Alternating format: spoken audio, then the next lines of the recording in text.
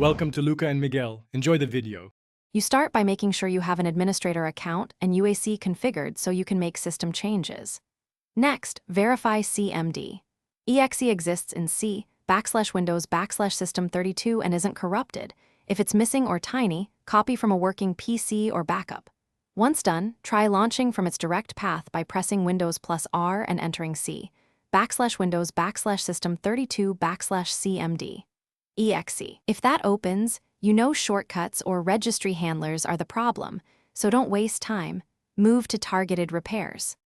You will now repair system files and associations to restore command prompt functionality. If you can get an elevated prompt, run sfc/scanno to replace missing or damaged system files. When SFC can't complete, use DISM or the System Update Readiness tool from Repair Media to fix the component store.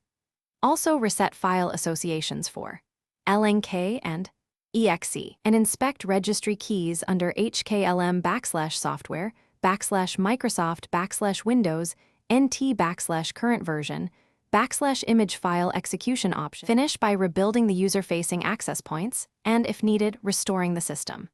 Create a new shortcut to C/Windows/System32/CMD. EXE, enable Run as administrator, and pin it for convenience. If repairs didn't work, perform a system restore to a known good point or do an in-place upgrade repair to refresh Windows without losing files.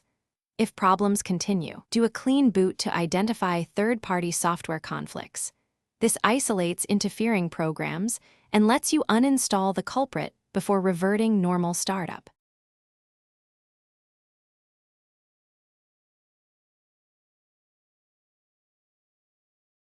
Thanks for watching and please subscribe. It's the best investment you'll ever make.